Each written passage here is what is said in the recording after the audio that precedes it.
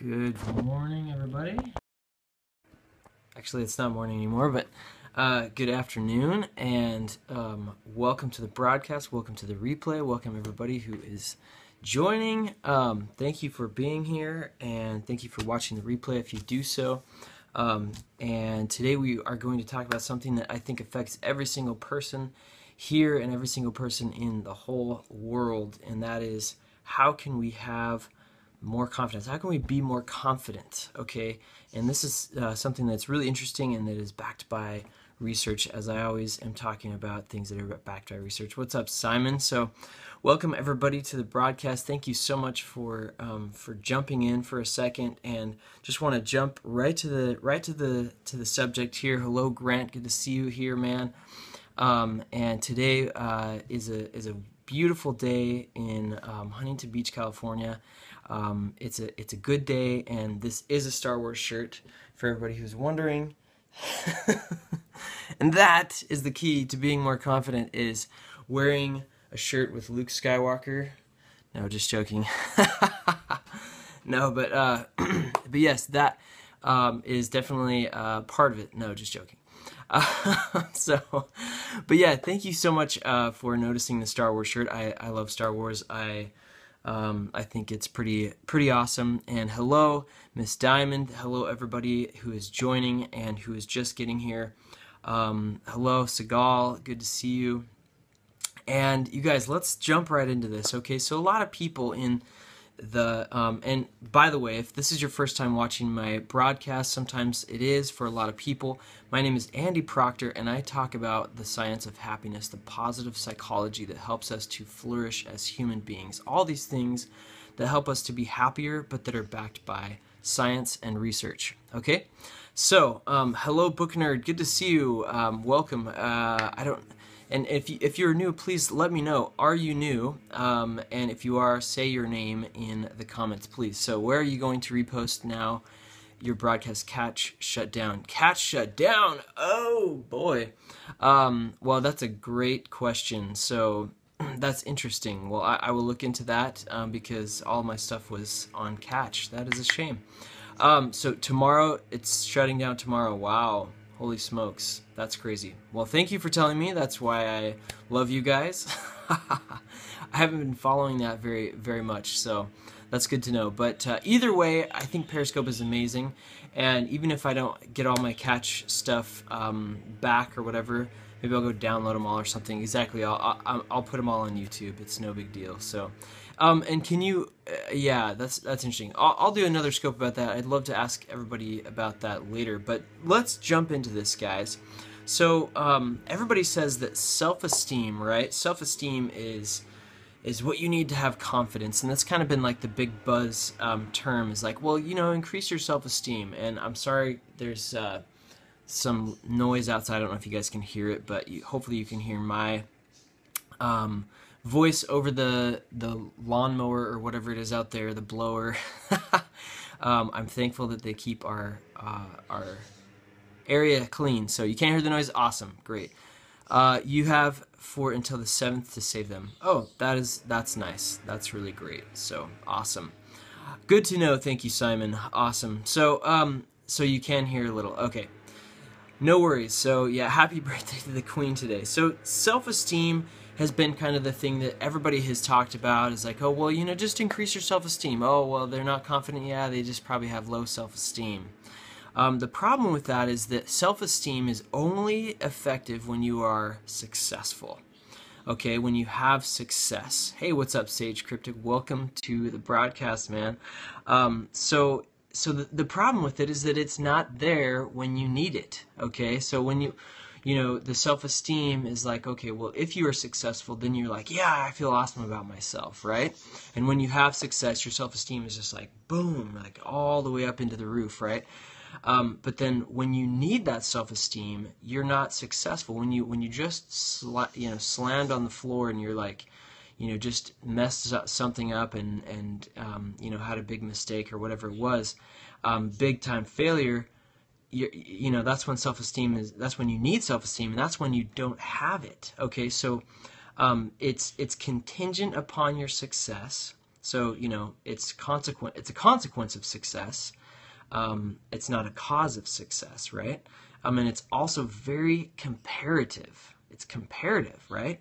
It's like only if you're doing better than other people, right? Self-esteem. So what is your definition of success?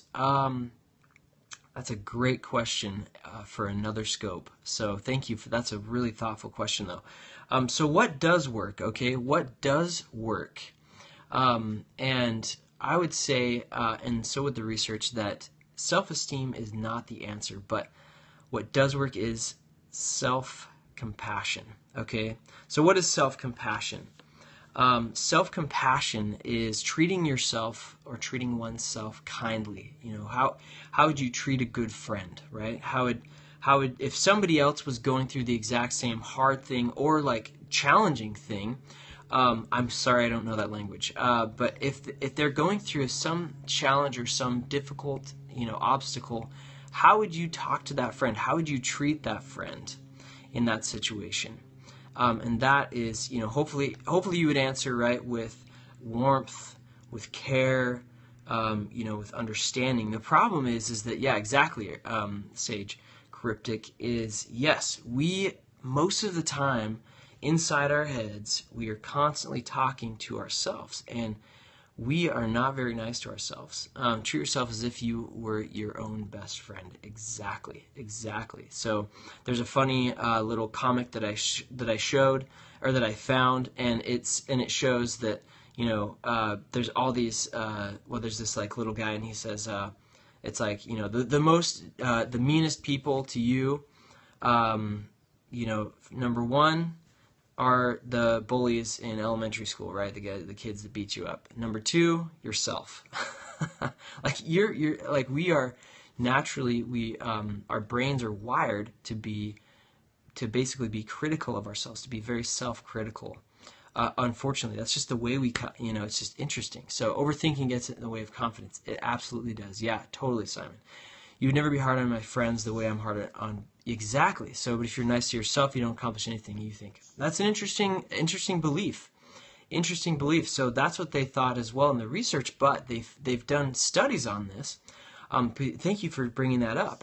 They've done studies on this, and they said, well, if you're just self-compassionate all the time, just like forgiving yourself constantly, just always nice to yourself, like aren't you just going to become like a bum, and just like be completely lazy all the time? The answer is no. It actually, what the research shows is that it actually, so one, it helps boost happiness, which is a huge predictor of success.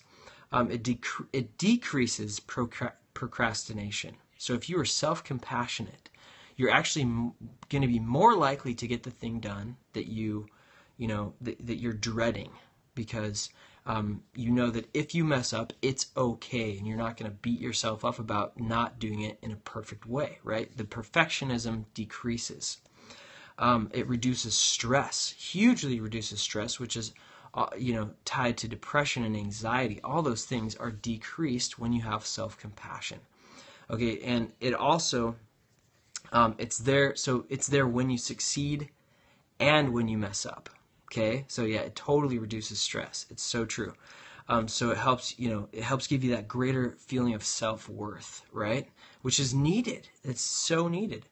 And then it also doesn't make you feel, it doesn't make you weak or lazy. So they've done this study on soldiers, right? Soldiers who are out in the battlefield, and the ones who had more self-compassion were actually more capable of overcoming, and it was a better, I guess you could say, predictor of, or they were less likely to have PTSD than the soldiers who had more experience in the field.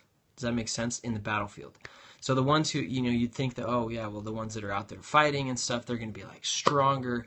But the ones that had self-compassion were actually even more, whether or not they had battlefield time, they were even more able to overcome that, or they'd be less likely to have PTSD than the ones who were not self-compassionate and who had, plenty of time in the field. So that's, it doesn't make you lazy. It doesn't make you, just a bum all day.